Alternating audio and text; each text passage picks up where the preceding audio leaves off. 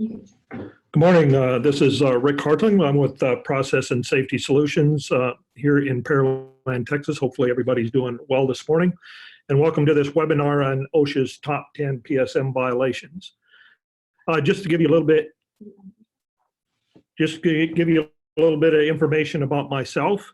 I was about 25 years in industry, working mainly for Monsanto, and then also doing consulting work for other companies as well. And spent 5 years from 2010 to 2015 as an OSHA PSM specialist out of Region 6, which includes the Houston area, and then of course Arkansas, Oklahoma, Louisiana, and Texas. And during that process and time, I did a lot of inspections and worked through the chemical NEP programs, doing inspections, and of course mentoring, coaching, and training other OSHA compliance officers on PSM.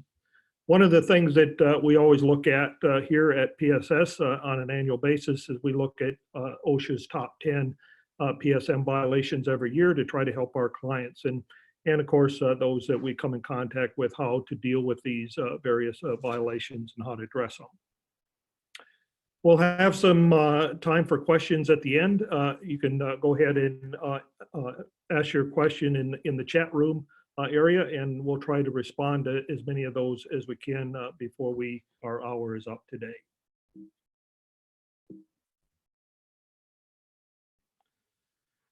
So first thing I'm going to do is kind of go through the top 10 violations, and then we're going to go into a little bit more detail in each of those violations shortly thereafter.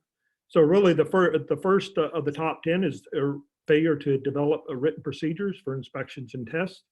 The second one is the failure to complete inspections and tests, period. And then a failure to conduct inspections at the frequency consistent with OEM or original equipment manufacturer's requirements, or REGAGAP, which essentially stands for recognized and generally accepted good engineering practices. And then of course, failure to document inspections and tests. And these all fall into the mechanical integrity element of PSM. Number 5 is the failure to document process safety information. And normally that's safe upper and lower limits of the process and the consequence of deviation. A lot of confusion around safe upper and lower limits, and oftentimes they're confused with process limits. Since PSI, or process safety information, is not a part of operating procedures, we just had to make sure that we understand the difference between operating procedure safe limits or limits and process safety information safe upper and lower limits. The next thing is information pertaining to the equipment in the process, things like P&IDs, release system design basis, and the list could go on. Number 6 is failure to develop written procedures for each operational phase. Again, this is operating procedures element of PSM. And then the failure to certify that the SOPs are accurate and current. Number 8 is failure to address recommendations in a timely manner from a process hazards analysis. This also spills over a little bit to the compliance audit recommendations as well. Number 9 is failure to manage change. And really 3 parts of this is failure to complete an MOC altogether, failure to train employees on the changes prior to the startup of the change, and then failure to update operating procedures prior to the introduction of chemicals.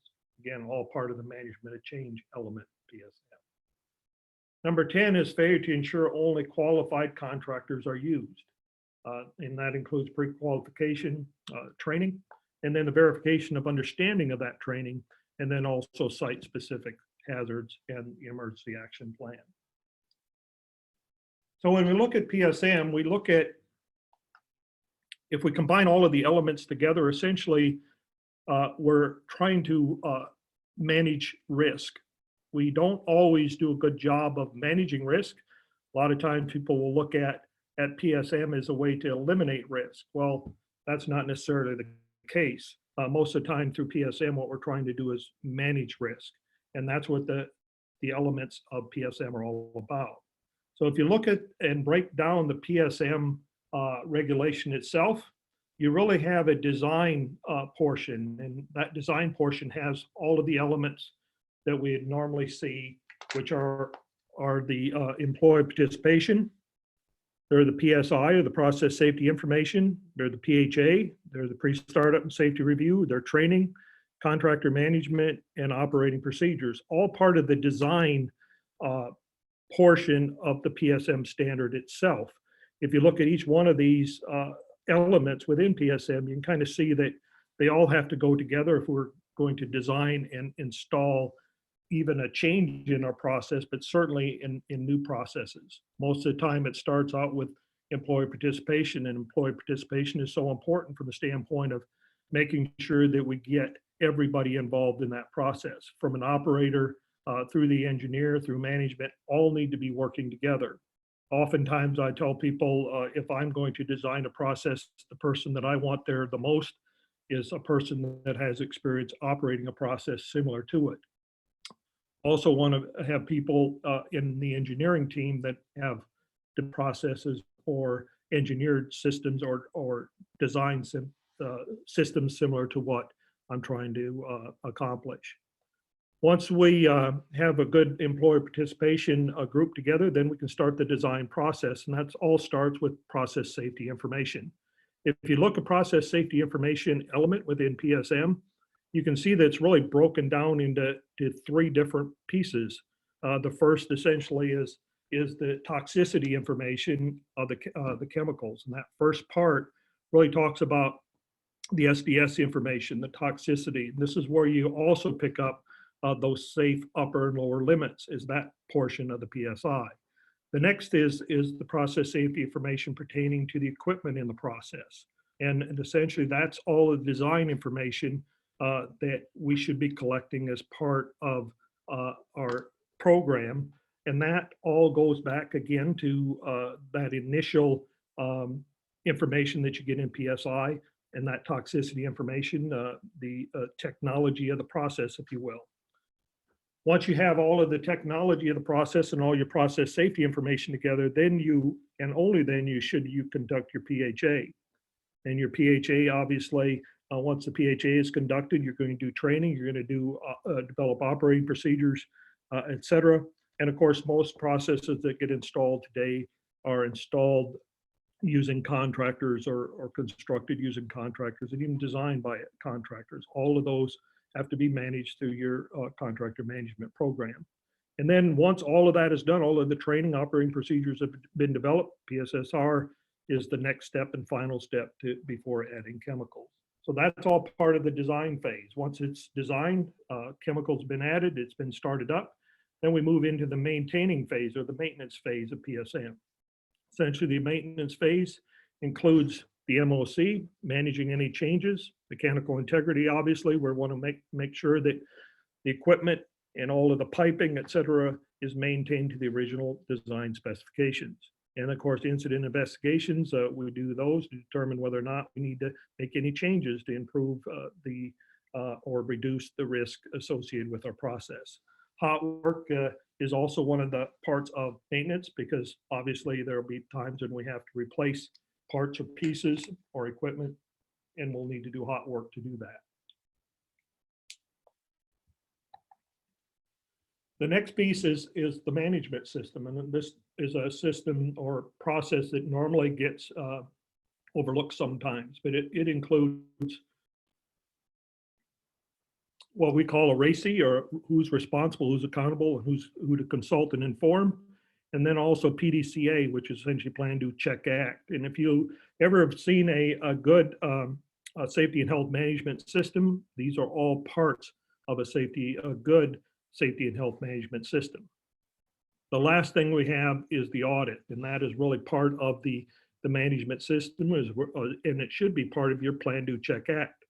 Essentially, what you're doing is auditing your programs to make sure that everything is being done in accordance with your policies and procedures. And if we're doing PSM, and if we're implementing all of those different elements the way that we should, then we're going to be going from higher risk to something of lower risk. We're managing our risk. Again, We don't always eliminate risk, but we certainly can manage it. So going back to those top 10 again, let's just talk about some of the mechanical integrity elements and what is normally considered something that is citable when you're doing an investigation from an incident, whether you're doing a compliance audit or your OSHA is doing a NEP of your facility. This is what they're going to be looking for. First of all, under 1910, 119J2, the employer shall establish and implement written procedures to maintain the ongoing mechanical integrity of process equipment. That applies to all ITPM tasks. ITPM means inspection, testing, preventive maintenance. If you have an ITPM task that you need to do in your facility, it must be accompanied with a written procedure. And it's an easy violation to find. Essentially, all you have to ask is show me the procedure for how you inspected or tested this piece of equipment. If you can't produce that procedure, then that's an easy violation. When it comes to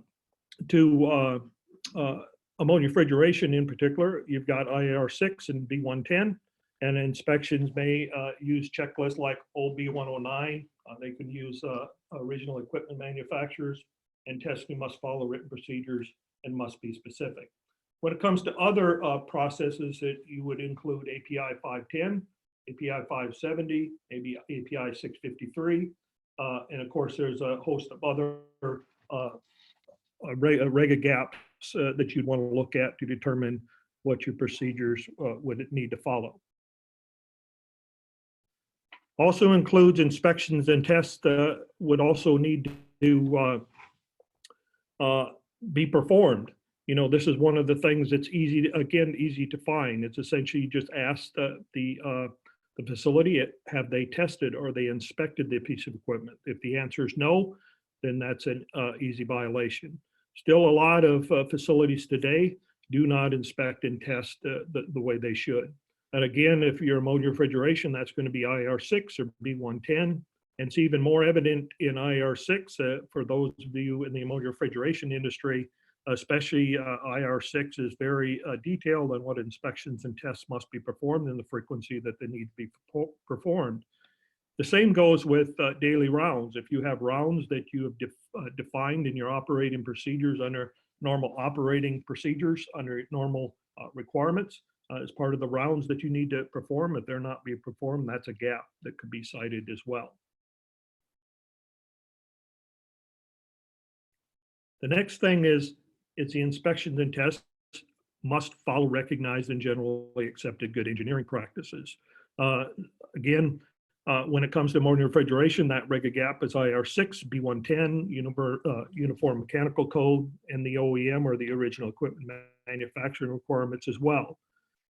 In other industries, typically those are going to be API 510, 570, 653, and the list goes on. There's a number of requirements or a number of rega gaps that can be followed.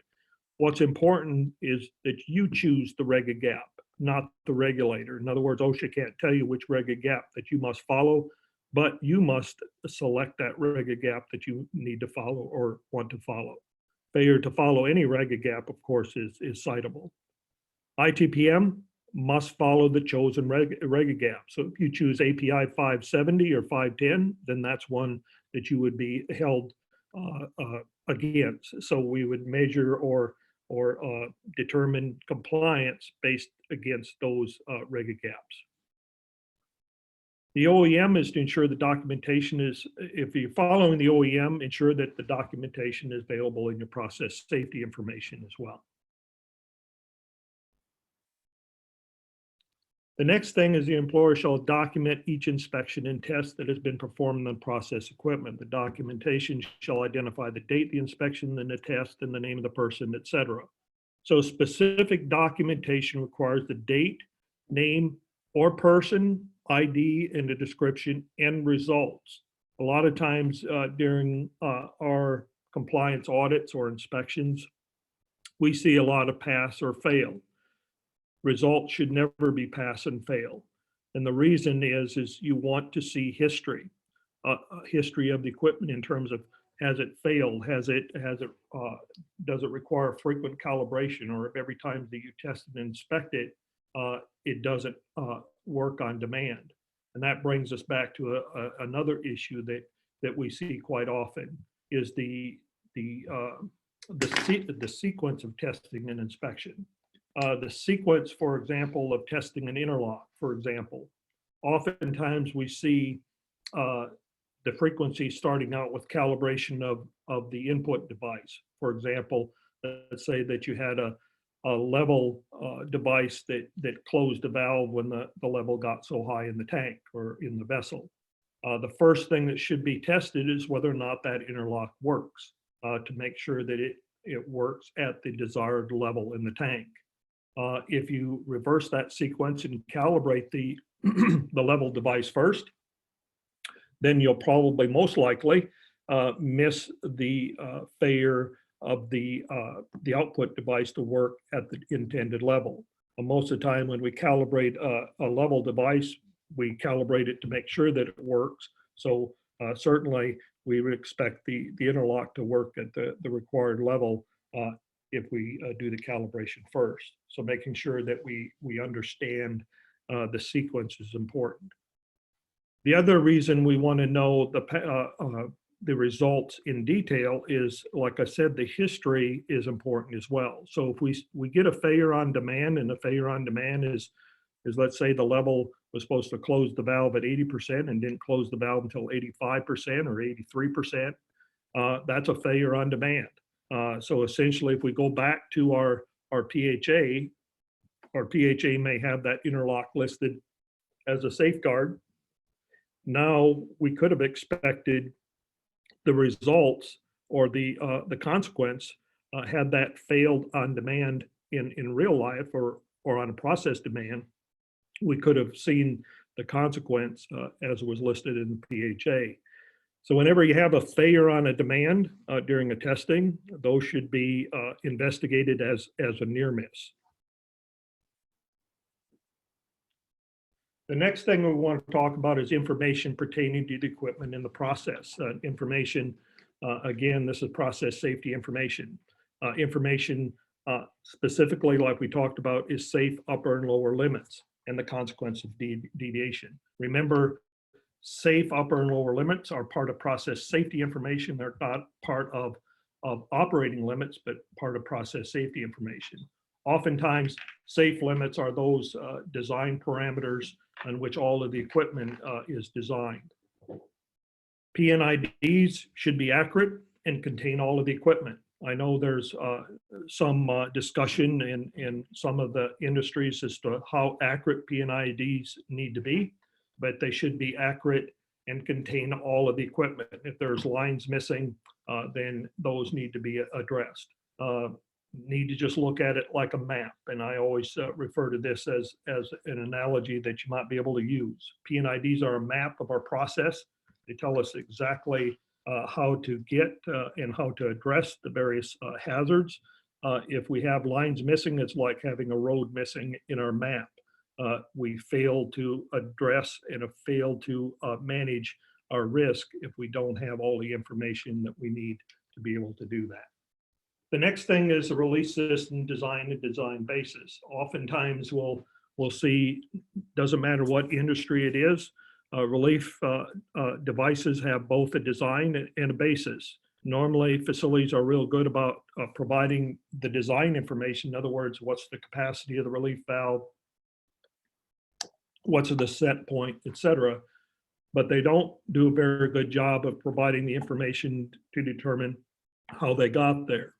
Everything has a basis. In other words, was it a fire case? In other words, a fire on the exterior of the vessel, a pool fire, perhaps, maybe a jet fire, maybe a blocked in case, maybe a loss of heating or loss of cooling case. There can be up to 24 different scenarios that must be looked at as part of the relief system design and design basis, or as of the basis itself. Even if the basis does not apply, it must be documented that it does not apply. One of the reasons this is so important to maintain this information is we know that changes happens happen to a process. For example, let's say that we looked at a scenario of a blocked-in outlet. In other words, the outlet from the vessel, for example, was closed, and then the relief device would have to relieve that vessel if that scenario was to occur. Let's say that scenario was to occur, and the engineer that actually looked at that scenario determined it was not a likely scenario because the pump feeding material to the vessel could never achieve that head pressure or that pressure to lift the device. So in that case, they reviewed the case and the scenario and decided that that was not a case that would have to be considered for that relief device. However, let's say that a couple of years later, somebody came up with the idea, well, if we can pump some more material to that tanker vessel, we can make more product. So let's increase the pump size to get more flow. So if we never looked at that case to begin with, we might overlook the fact that now that relief valve may be undersized. And now the case may be that we have to size that relief valve for the blocked-in case versus the case that it was originally designed for. So making sure that we document our relief scenarios is very important and critical in our process safety information. The next element we want to look at is operating procedure. Operating procedures shall develop, the employer shall develop and implement written procedures, operating procedures that provide clear instruction for safely conducting activities involved in the covered process. Key information in this paragraph is clear instructions for safely conducting activities. We've been into many facilities where normal startup procedures, all they've stated is essentially push the start button and that's it. Obviously, that's not clear instructions. It might be simple instructions, but doesn't necessarily make it safe for conducting activities in the covered process. You must cover all operational phases. That includes initial startup, normal operations, normal shutdown, temporary operations, emergency shutdown, startup after emergency shutdown, and major maintenance. All of those must be identified and addressed. I know there's some processes out there where the initial startup information was lost. Maybe the process was started up prior to 1992. Maybe there's some processes were started up after 1992 where that information is no longer available. At least document that it's no longer available as well, rather than just skip over it. Emergency operations and shutdowns goes kind of beyond just saying, for example, emergency shutdown has hit the ESD. There might be more that has to be addressed in that particular item.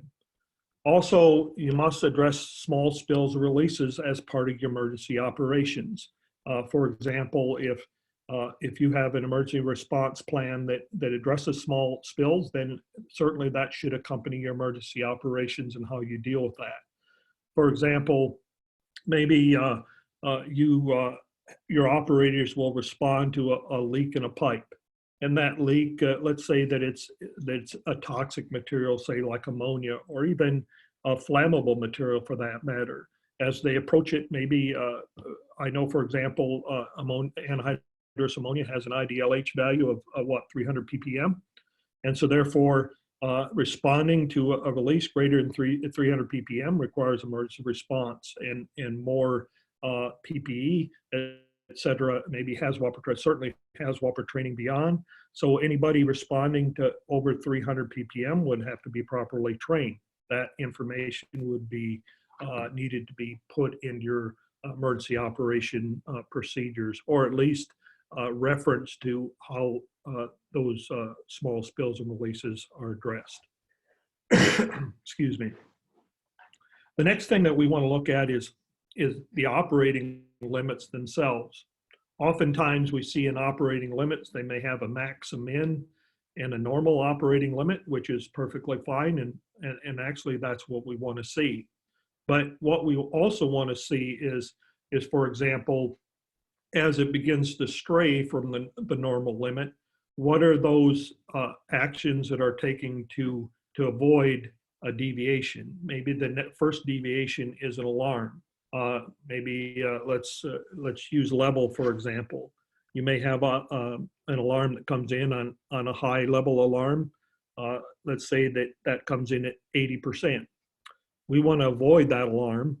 So we should be taking steps to avoid that alarm prior to getting the alarm. And then what would be the consequence would be essentially an alarm. That would be the consequence if we hit 80%. Once we started going beyond, then we ought to going beyond 80%, then we should have steps to take to avoid going to 90%. Usually in most facilities, 90%, the consequence of hitting 90% would be a shutdown. Would close valves, might do other actions to keep that vessel or tank from overflowing. So the consequence is a shutdown, and we want to take the steps to avoid that shutdown. Obviously, in most facilities, and when I ask this question in our PSM training, I will often ask the question, when is the worst time for any facility in terms of safety risk? And most will respond startup. And so in order to avoid startup where we have high risk, we want to avoid the shutdown so we don't have to start up. So all of these steps to avoid that shutdown should be very specific on what the operator should be doing. Oftentimes what we see in compliance audits that we do is the steps to avoid will be troubleshoot. Not the time to be troubleshooting. The time to be doing that troubleshooting is during the initial startup of that process, or even before we got to that point. We should have a list of things that we need to do to avoid those deviations. The next thing that we have on here is operating procedures shall be reviewed as often as necessary to ensure that they reflect the current operating practice, including changes that result from changes in process chemicals, etc. So one of the things we always ask is how is accuracy an update to determine, or the update being up to date determined? And this is one that's easy to find. So essentially, during a compliance audit, a simple question is, show me your documentation that the operating procedures have been updated and they're current and accurate, and that certification. If they cannot provide that certification, then obviously that's a finding, and a recommendation would be forthcoming. However, if OSHA was doing that inspection, that would probably result in a fairly good sized fine just for something that's easy to do. So how is accuracy and determined? Essentially, it's really up to you on how you determine accuracy. But if we go back to the first element in PSM that we talked about early on, it's employee participation. We should be getting our operators involved in that process of making sure that the operating procedures are correct and up to date, and making sure that they're accurate. And that might take some validation, and validation may be a process where you get other people involved, walking with the operator, et cetera, to make sure that the procedures and the steps they're following are reflected in your SOP. Making sure that our operating procedures is not only important for those that are actually operating our process today, but those that are coming in the future. If we're documenting those changes, if we're documenting those things that do not reflect current operations, then all of our training is going to be reflected in those new employees that we bring on and onboard them during their training on operating procedures. We want to train them on the most accurate and up-to-date procedures as well. And doing that annual certification can be easy. If you certainly if give your operators ownership of those procedures, and that expectation is that those operating procedures are validated and reviewed at least annually, then you'll make sure that they are certified as they are supposed to be. The next thing we want to talk about is the process hazards analysis, and this has really to do with establishing a system to promptly address the team's findings and recommendations.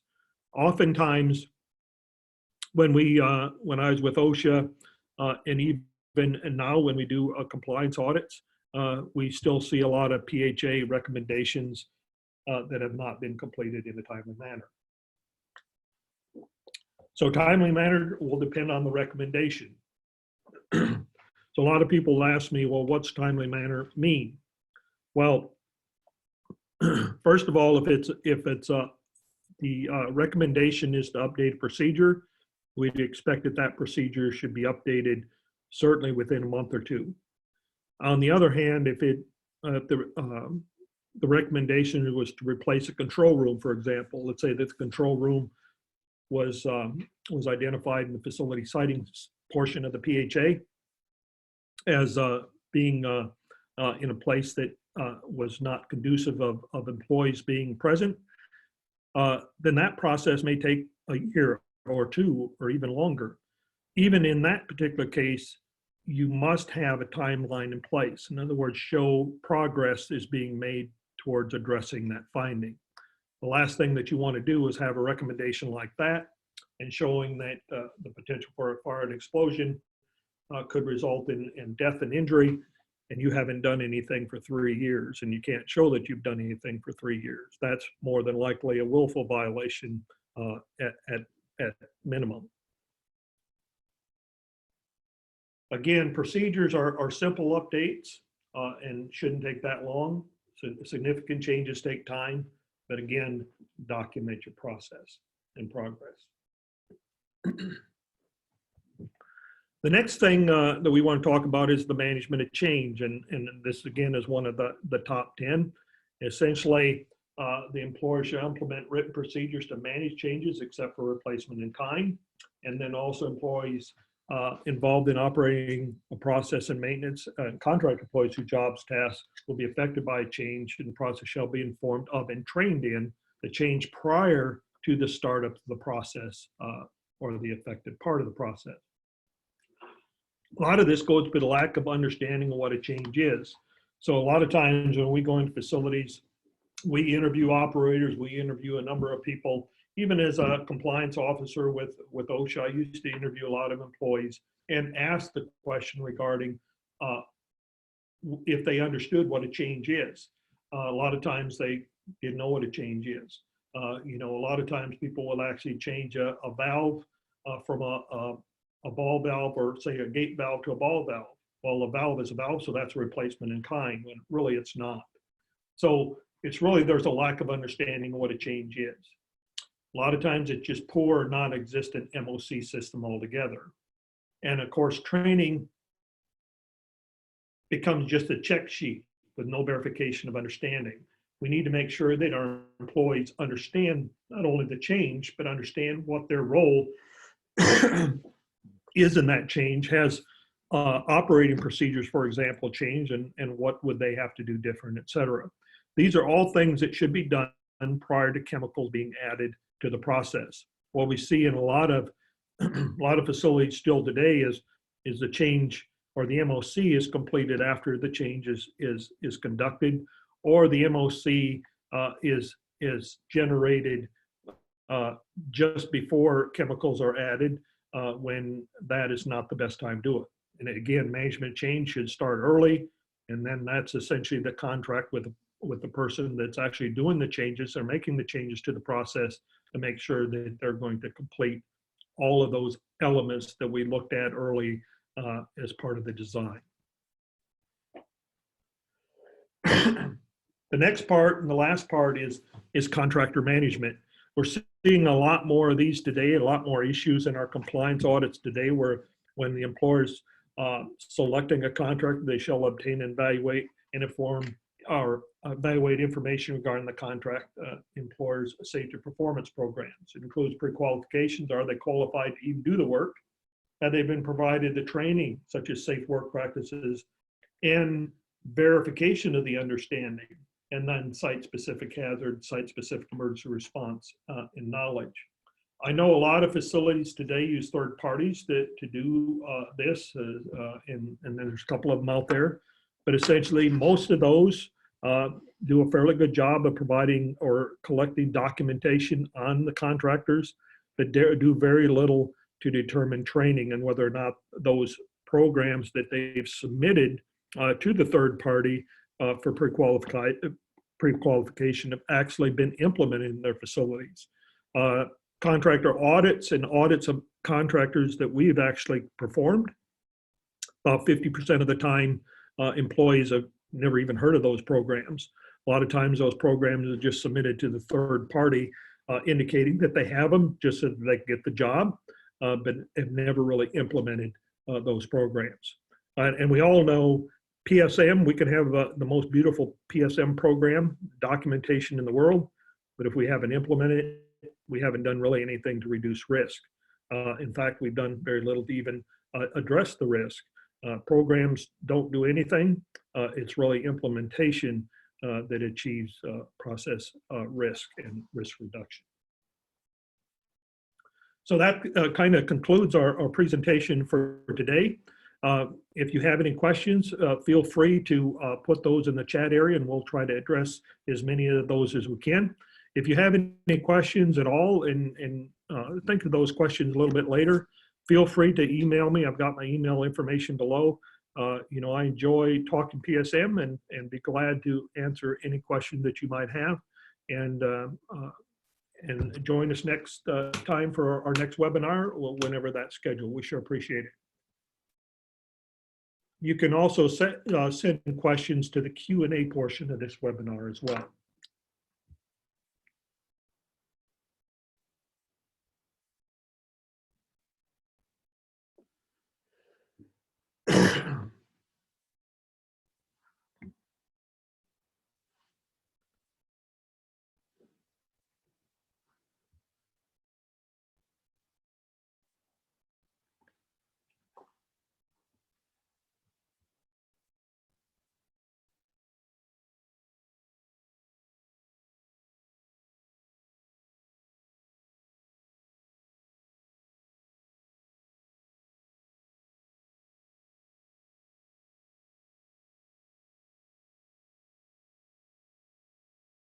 But I will let you know when it's